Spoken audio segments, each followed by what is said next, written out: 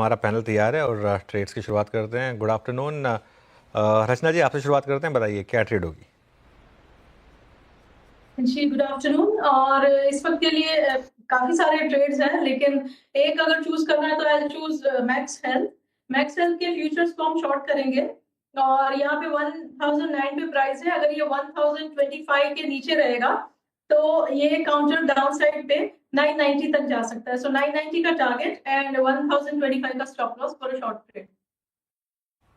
Okay, 1009 पे Max Health Care short trade. Shorting देखिए 3-4% buildup हुआ है वही का। स्नेहा जी गुड आफ्टरनून, आपका trade?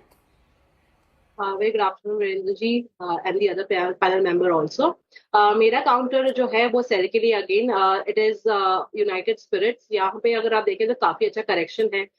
This week it is down nearly 4%। आज अगर आप देखें तो यहाँ पर और करेक्शन है। इनफैक्ट आप देख रहे हैं काफी अच्छी कॉल राइडिंग हो रही है on the higher side.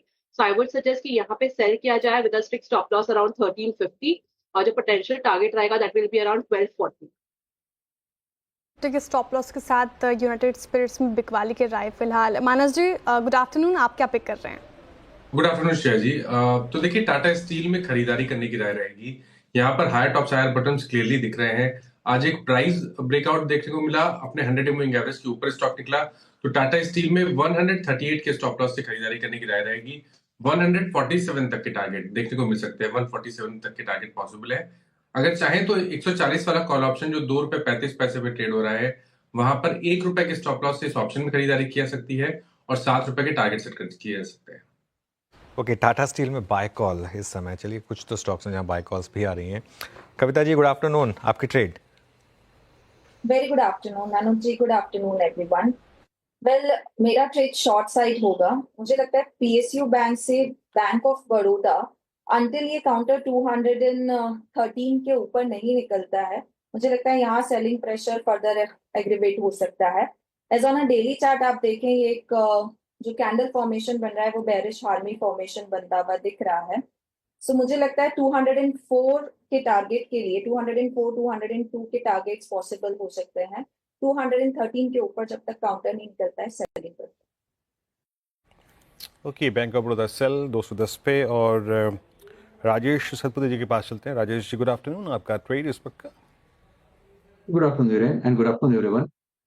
Viren देखिए, मेरी नजर है कमिंस इंडिया पे। आप इसका अगर डेली चार्ट देखें तो दो तीन चीजें अच्छी लगती है। एक तो डबल बॉटम लगता है, पॉजिटिव डाइवर्जेंस है, और 10 और 20 डे में के ऊपर ये कंसोलिडेट कर रहा है। सुबह से ये स्ट्रांग है, ग्रीन में है, तो इसलिए मैंने कमिंस इंडिया को चुना है। मेरा स्टॉप लॉस रहेगा 2810 का, और जो स्विंग ट्रेडिंग है उसका टारगेट रहेगा करीबन 2900 से लेके 2920।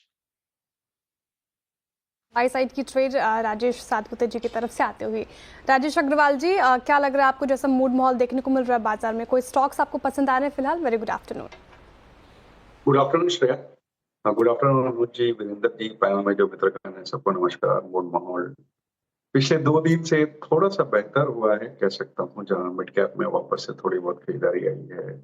कुछ नए इंटरेस्ट भी जागने लगे हैं। तो आई होप कि ये जो 22,800 का लेवल सभी अनुज जी बता रहे थे वो मेंटेन हो, और ये रिकवरी जो है भले ही स्लो एंड स्टेडी हो, चलती रहे। दिक्कत एफओआई की बिकवाली की तरफ से जो सब हम जानते हैं। स्टॉक की बात की जाए तो मुझे लगता है कि इस तरीके की जो गिरावट आई है और मार्केट में मूड एकदम बिगड़ा हुआ है, तो जो लार्ज कैप के अच्छे स्टॉक है जहां हमने गिरावट देखी है और अच्छे परफॉर्म कर सकते हैं, वहां पे थोड़ा ध्यान देना चाहिए, और इस वजह से हमने लार्सन को चुना है। अगर आप देखो तो 5.1 लाख करोड़ की ऑर्डर बुक है इनकी, और जो कि करीब करीब 2.2 टाइम्स इनके एनुअल रेवेन्यू को ग्रोथ को दर्शा रही है। तो सीधी सीधी रेवेन्यू विजिबिलिटी आ रही है। करीब करीब 40% ऑर्डर इंटरनेशनल है, और जिसमें भी एक बड़ा तबका यूनाइटेड अरब यूएई से है। हाइड्रोजन वगैरह में अच्छी तरीके से पहुंच बना रहे हैं, और अगर हम इंडियन इकोनॉमी पे विश्वास करते हैं तो जाहिर सी बात है कि ये एक प्रॉक्सी प्ले हो सकता है उसका। और अगर आप देखो तो FY24 में पिछले साल इस स्टॉक ने 2024 में, सॉरी कैलेंडर ईयर 2024 में इस स्टॉक ने कुछ करके नहीं दिया। सिर्फ 2 या 3% का रिटर्न आया पूरे साल में। और अभी मुझे लगता है कि आने वाले दिनों में कम से कम 3800-3900 रुपए तक आने की दमखम रखता है अपने ऑर्डर बुक्स वगैरह की और एग्जीक्यूशन कैपेसिटीज को लेकर के। तो 6 महीने का कम से कम व्यू रखें और यहाँ पे खरीदारी की सलाह रहेगी। ओके, एलएनटी में 3318 पे आपका बाय कॉल है। सारे ट्रेड्स हो चुके हैं यहाँ पर, और जो है वो ये स्टॉक स्पेसिफिक शॉर्ट्स कॉल थी, यूएसएल पे शॉर्ट कॉल थी यहाँ पर, और एक हो गई शॉर्ट कॉल आपकी मैक्स हेल्थ केयर पर। एलएनटी बाय है, याद रखिएगा, ये डे पर्सपेक्टिव नहीं है, ये पोजिशनल बाय है।